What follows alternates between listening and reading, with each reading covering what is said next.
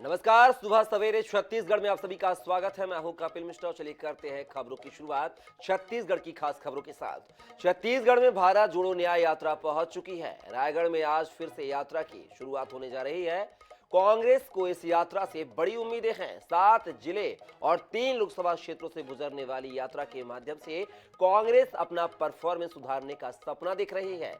लेकिन राहुल की यात्रा के आगे बढ़ते के पहले ही जुबानी जंग भी तेज हो गई है। आखिर क्या है राहुल गांधी की यात्रा को लेकर बहस? देखिए पूरी खबर हमारी इस खास रिपोर्ट के माध्यम से।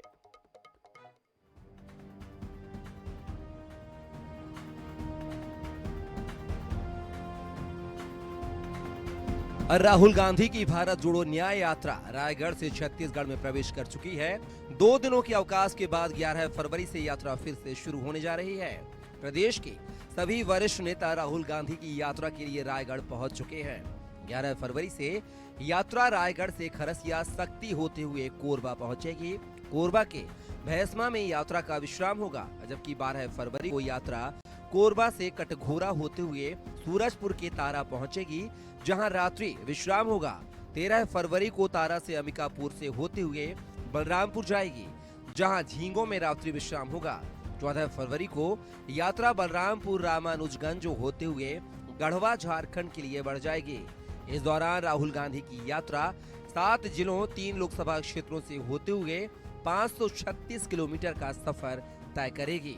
कांग्रेस को उम्मीद है कि यात्रा से उसके पक्ष में वातावरण बनेगा, लेकिन भाजपा यात्रा पर तंज कसने का कोई अवसर नहीं छोड़ रही है। परिणाम बताएगा तो यात्रा से क्या उम्मीदें हैं। और सदन से तो विपक्ष लापता है। वो तो फ्लॉप स्टार कुमार गौरव के पिक्चर देखने में लगे हैं। कुमार गौरव की जो पिक्चर थी वो ब्लॉकबस्टर थी। और मुझे ऐसा लगता है कि अजय चंदाकर को फिर से अपना अध्ययन करना चाहिए। और अजय चंदाकर वैसे भी बेचारे चूके हुए नेता हैं। जैसे डाल से चूके हुए बंदर की बात का कोई भरोसा नहीं होता है, वैसे अवसर से चूके हुए नेता की बात का भी बहुत ज़्यादा तवज्जो नहीं देना चाहिए। भव्य तैयारियां हैं, राहुल गांधी जी को लोग सुनना चाहते हैं और रायगढ़ से लेके सरगुजा तक के लोग उत्सुकता से राहुल गांधी जी का इंतजार कर रहे हैं। छत्तीसगढ़ में विधानसभा चुनाव हारने के बाद कांग्रेस लोकसभा में परफॉर्मेंस सुधारने की कोशिश में जुटी है। कांग्रेस के लिए यह इसलिए भी बड़ी चुनौती है क्योंकि अब तक पार्टी 2 से अधिक सीटें नहीं जीत सकी। ऐसे में राहुल की यात्रा के बाद पार्टी कितनी सीटों पर जीत पाती है, इस पर सभी की निगाहें टिकी होंगी। रायपुर से INS 24/7 के लिए गौरव शर्मा की रिपोर्ट। राहुल गांधी की भारत जोड़ो न्याय यात्रा सरगुजा संभाग से गुजरेगी। राहुल गांधी 12 फरवरी को प्रवेश करेंगे और संभाग में 180 किलोमीटर की दूरी तय कर झारखंड की ओर प्रवेश करेंगे। राहुल गांधी 13 फरवरी को अंबिकापुर में आम सभा को भी संबोधित करेंगे। मामले में पूर्व डिप्टी सीएम TS सिंहदेव से खास बातचीत की हमारे सहयोगी संतोष कश्यप ने। छत्तीसगढ़ में राहुल गांधी की यात्रा आ चुकी है। अब सरगुजा जिले में भी राहुल गांधी की यात्रा गुजरेगी। पूर्व डिप्टी सीएम TS सिंहदेव हैं। आज राहुल गांधी की न्याय यात्रा को लेकर राजू भवन में बैठक चल रही है। राहुल गांधी की भारत जोड़ो न्याय यात्रा सरगुजा पहुंचने वाली है। किस प्रकार की तैयारियां हैं?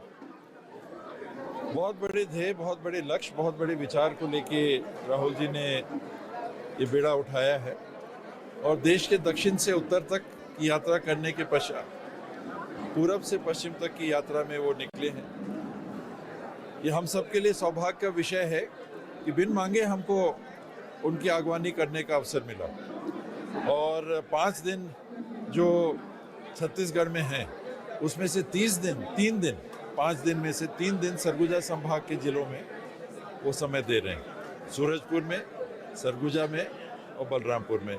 आज की बैठक उसी बाबत थी कि जो मार्ग है उसमें लोगों को जानकारी दी जाए कि इस समय इस तारीख को राहुल जी का काफिला गुजरेगा और लोग जो स्वागत करने के लिए आना चाहें वो उपस्थित हो। एक आम सभा भी है अंबिकापुर में।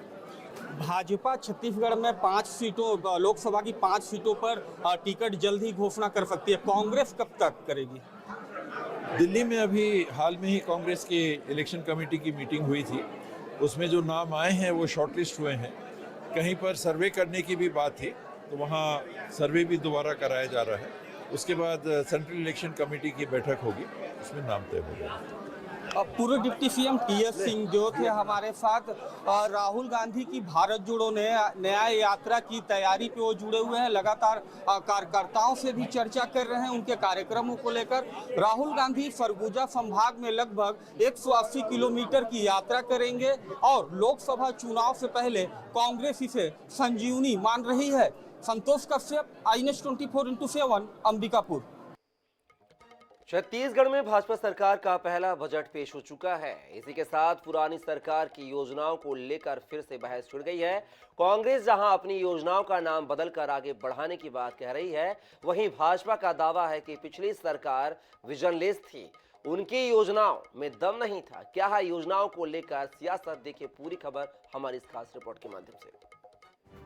छत्तीसगढ़ में नई सरकार बनने के बाद से ही पुरानी सरकार की योजनाओं को लेकर सवाल उठते रहे हैं। शायद सरकार का बजट पेश होने के बाद एक बार फिर पूर्ववर्ती सरकार को लेकर बहस छिड़ गई है।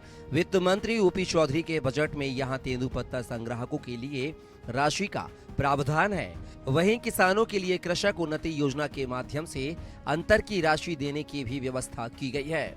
बजट में पूर्ववर्ती सरकार की बिजली बिल हाफ योजना के लिए भी राशि का प्रावधान किया गया है।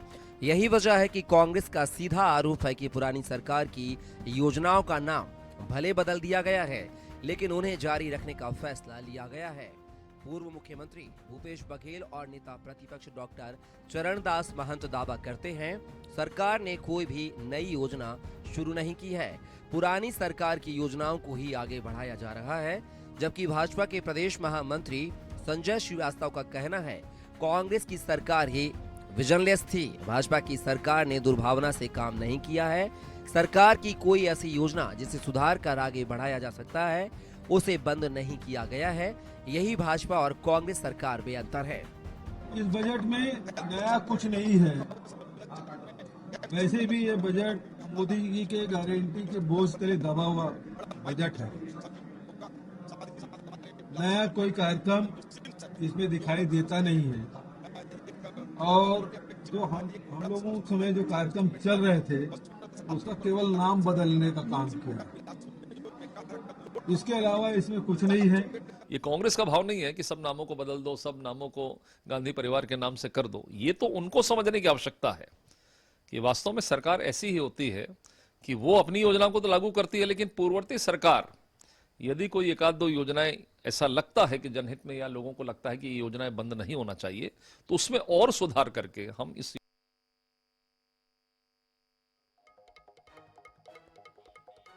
अयोध्या में प्रभु श्री राम की प्राण प्रतिष्ठा के बाद से पूरा देश राममय है। छत्तीसगढ़ भी प्रभु श्री राम की भक्ति में डूबा है। इस बीच प्रदेश में राम वन गमन परिपथ और भगवान राम की मूर्ति को लेकर बवाल मचा हुआ है। प्रदेश में पहली बार इस विषय पर सोशल ऑडिट कराने की घोषणा भी की गई है। क्या है राम नाम को लेकर सियासत छत्तीसगढ़ में, देखिए पूरी खबर हमारी इस खास रिपोर्ट के माध्यम से।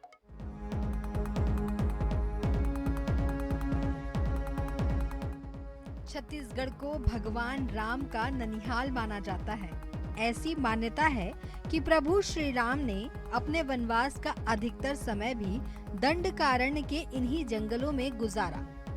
यही वजह है कि पिछली सरकार ने कोरिया जिले के सीतामढ़ी हरचौका से लेकर सुकमा के रामा राम तक राम वन गमन परिपथ को संवारने का प्रोजेक्ट बनाया। कई स्थानों पर भगवान राम की मूर्तियां लगाई गई, लेकिन चंदखुरी में लगी मूर्ति को लेकर जमकर विवाद भी हुआ। इस मूर्ति को भगवान राम की गरिमा के अनुरूप नहीं माना गया। साथ ही इस पूरे प्रोजेक्ट में भारी भ्रष्टाचार की शिकायतें भी हुई। विधानसभा में भाजपा विधायक अजय चंद्राकर ने यह मामला उठाया। उन्होंने छत्तीसगढ़ के माइथोलॉजिकल हिस्ट्री से छेड़छाड़ का आरोप तो लगाया ही, पिछली सरकार पर भगवान राम के नाम पर पैसे खाने का आरोप भी लगा डाला। संस्कृति और पर्यटन मंत्री बृजमोहन अग्रवाल ने इस मामले में अजय चंद्राकर की अध्यक्षता में सोशल ऑडिट कमेटी का गठन करने और सोशल ऑडिट कराने की घोषणा की है। अजय चंद्राकर कहते हैं, इस मामले की पूरी सच्चाई अब वे जनता के सामने रखेंगे, लेकिन कांग्रेस इसे लेकर पलटवार की मुद्रा में है। कांग्रेस के संचार प्रमुख सुशील आनंद शुक्ला का कहना है, भूपेश बघेल सरकार ने मूर्तियां लगवाई तो भाजपा खींच रही है। इसकी सोशल ऑडिट जनता के सामने होनी चाहिए, क्योंकि किसी को राम वनगमन पथ के नाम से, भगवान के नाम से पैसा खाने का हक नहीं है। ये छत्तीसगढ़ की इतिहास और संस्कृति के नाम पर पैसा खाने का जो उपक्रम है, पहली बार कांग्रेस सरकार ने किया है और इसलिए उसको जनता के सामने सोशल ऑडिट होनी चाहिए। जनता को सही तथ्य जानने का अधिकार है। देखिए, भारतीय जनता पार्टी की खीज है। 15 साल तक इन्होंने यहाँ पे राज किया था, फिर से इन्हें सरकार में आने का अवसर मिला है। तो 15 साल तक इन्होंने भगवान राम का ख्याल नहीं किया, भगवान राम की सुध नहीं की। भूपेश बघेल जी ने राम वनगमन पथ बनाया, कौशल्या माता का मंदिर बनाया, भगवान राम की भव्य मूर्तियाँ लगवाई। तो अब ये करें तो क्या करें? ये सोशल ऑडिट करके इस पूरी परियोजना को बदनाम करने की बातें करें। निश्चित तौर पर सोशल ऑडिट करें। राम वनगमन परिपथ कांग्रेस सरकार का ड्रीम प्रोजेक्ट था, लेकिन चंपारण, चनखुरी और राजिम जैसे स्थानों को लेकर सवाल भी उठे। अब न सिर्फ प्रोजेक्ट में भ्रष्टाचार के आरोप लग रहे हैं, बल्कि चनखुरी में लगी मूर्ति को भी बदलने की तैयारी है। ऐसे में राम काज का यह मुद्दा सियासी ही बना रहता है या वाकई सरकारें इस पर गंभीरता दिखाएंगी, यह देखना भी दिलचस्प होगा। रायपुर से INS 24/7 के लिए गौरव शर्मा की रिपोर्ट। छत्तीसगढ़ में बड़े पैमाने पर भारतीय पुलिस सेवा के अधिकारियों के फेरबदल और उनके चार्ज लेने के बाद शनिवार को एक बड़ी बैठक पुलिस मुख्यालय रायपुर में हुई है। बैठक में मुख्यमंत्री विष्णुदेव साय और गृह मंत्री विजय शर्मा ने सभी एसपी और आईजी को सख्त तेवर दिखाए। इन्होंने लॉ एंड ऑर्डर किसी भी सूरत में बिगड़ने न देने के निर्देश भी दिए हैं। लेकिन अब निर्देश के बाद किस तरीके से छत्तीसगढ़ की पुलिस एक्शन मोड में नजर आएगी या नहीं, देखिए पूरी खबर हमारी इस खास रिपोर्ट के माध्यम से। सीएम विष्णुदेव साय ने आईपीएस अफसरों की बैठक में कहा कि यदि लॉ एंड ऑर्डर की स्थिति बिगड़ती है तो संबंधित इसका खामियाजा भुगतने के लिए भी तैयार रहें। इसके अलावा बैठक में नशे का व्यापार, धर्मांतरण, महिला संबंधी अपराध पर कड़ाई से नियंत्रण के निर्देश दिए गए। भूपेश बघेल की सरकार के समय इन मुद्दों को लेकर भाजपा आक्रामक रही थी। वैसी स्थिति एक बार फिर प्रदेश में न हो, इसे लेकर भाजपा सरकार पहले से ही सतर्क है। सरकार ने लगभग 2 महीने के बाद लोकसभा चुनाव के मद्देनजर 2 दर्जन से अधिक एसपी और रेंज आईजी के प्रभार में बड़ा बदलाव कर अपने अपने इरादे भी जता दिए हैं। बैठक के बाद उप मुख्यमंत्री और गृह मंत्री विजय शर्मा ने कहा कि अपराध ही न हो ऐसी स्थितियां बनाने की कोशिश की जा रही हैं। उन्होंने पुलिस अधिकारियों को काबिल बताते हुए कहा कि अफसरों को विष्णुदेव सरकार से बहुत उम्मीदें भी हैं। बीते सरकार में या विगत वर्षों में जो स्थितियां थीं वह बहुत बदल गई हैं। आने वाले समय में पुलिस डिपार्टमेंट को आगे बढ़ाने के लिए बहुत से काम कर रहे हैं। माननीय मुख्यमंत्री जी का आज हम सबके बीच में आना हुआ और विशेष रूप से नए एसपी सारे जिलों में बनाए गए हैं। उसके बाद पुलिस विभाग की रफ्तार 4 गुना अधिक बढ़ी है। को पूरे प्रदेश में लॉ एंड ऑर्डर की ऐसी स्थिति दिखेगी जिसमें कोशिश ये की गई हो कि अपराध होने के बाद अपराधी को पकड़ना नहीं, अपराध ही न हो ऐसी स्थितियां बनाने के लिए कोशिश की जा रही है। सारे लोग बहुत काबिल अधिकारी हैं और गजब की बातें हैं, उनके मन में बड़ा उत्साह भी है। विशेष रूप से विष्णुदेव सरकार में से उनको उम्मीदें भी बहुत हैं। विगत सरकारों में या विगत वर्षों में जो स्थितियां थीं वो बहुत बदल गई हैं। अब मैं सोचता हूं कि आने वाले समय में पुलिस के डिपार्टमेंट के भी काफ़ी चीज़ों को आगे बढ़ाने के लिए बहुत से काम कर रहे हैं। बहरहाल अब देखना है कि पुलिस विभाग की कार्यप्रणाली में कितना सुधार देखने को मिलता है, क्योंकि बीते काफी समय से पुलिस के लचीले रवैये ने कानून व्यवस्था पर विपरीत प्रभाव डाला है और अपराधियों के हौसले बुलंद हुए हैं। अब सरकार ने सीधे सीधे एसपी आईजी को अपनी मंशा बता दी है, तो उम्मीद की जा रही है कि जल्द ही जमीन में इसका असर भी दिखेगा। रायपुर से INS 24/7 के लिए मनोज नायक की रिपोर्ट।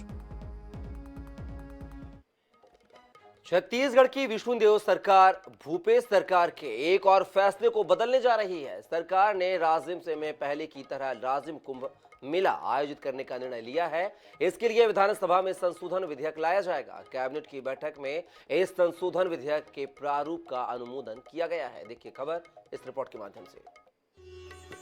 छत्तीसगढ़ का प्रयाग कही जाने वाले राजिम में बरसों से माघी पुन्नी मेले का आयोजन किया जा रहा है, लेकिन राज्य में भाजपा की सरकार आने के बाद इस मेले को राजिम कुंभ का नाम देते हुए भव्यता दी गई, जिससे देश भर में राजिम को प्रसिद्धि भी मिली और मेले के दौरान देश भर से नामी साधु संत राजिम आते थे। 2018 में राज्य में कांग्रेस की सरकार आने के बाद राजिम कुंभ का नाम बदलकर माघी पुन्नी मेला कर दिया गया था। वहीं मेले में पहले जैसी रौनक भी नहीं रही। आइए जानते हैं राजिम कुंभ के बारे में। राजिम कुंभ मेले की खास बातें। महानदी, पैरी और सोंढूर नदी के संगम में स्थित है राजिम। छत्तीसगढ़ के त्रिवेणी संगम के नाम से है ख्याति। भगवान राजीव लोचन और कुलेश्वर महादेव का ऐतिहासिक मंदिर है। माघ में हर बरस लगता है 15 दिनों का पुन्नी मेला। 2005 में भाजपा सरकार ने इसे राजिम कुंभ का नाम दिया। कुंभ मेले के आयोजन को भव्यता प्रदान की गई। 2019 में भूपेश सरकार ने कुंभ मेले का नाम बदला। राजिम माघी पुन्नी मेले का नाम दिया गया। अब भाजपा सरकार इसके नाम को फिर से राजिम कुंभ करेगी। भाजपा के घोषणा पत्र में ये मुद्दा शामिल था। सीएम विष्णुदेव साय राजिम में कुंभ मेला मनाने की कर चुके हैं घोषणा। विधानसभा के इसी सत्र में आएगा संशोधन विधेयक। सरकार बदलने के बाद योजनाओं और उनके नामों को बदलने का चलन हो गया। इस पर सियासत फिलहाल तो रुकेगी नहीं, लेकिन उम्मीद यही की जानी चाहिए कि बदलाव सार्थक हो, ताकि जनमानस इसे स्वीकार करे। जहां तक राजिम पुन्नी मेले का सवाल है, तो उसे भव्य रूप मिले ये कौन नहीं चाहेगा।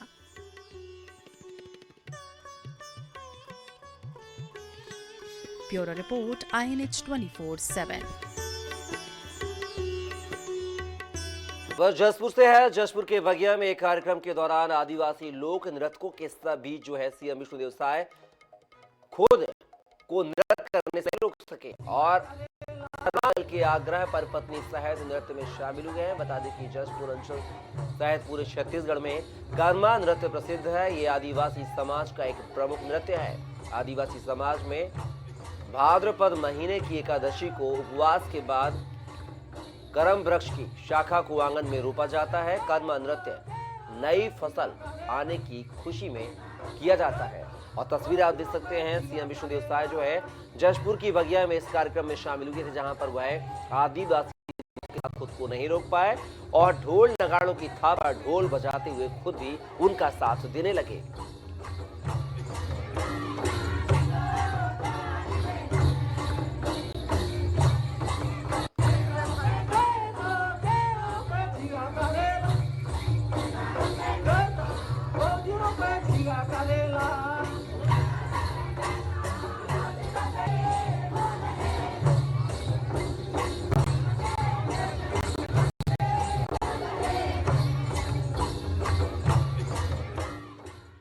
फिलहाल के लिए खबरों में बस इतना ही। आप बने रहिए INH 24/7 के साथ। नमस्कार।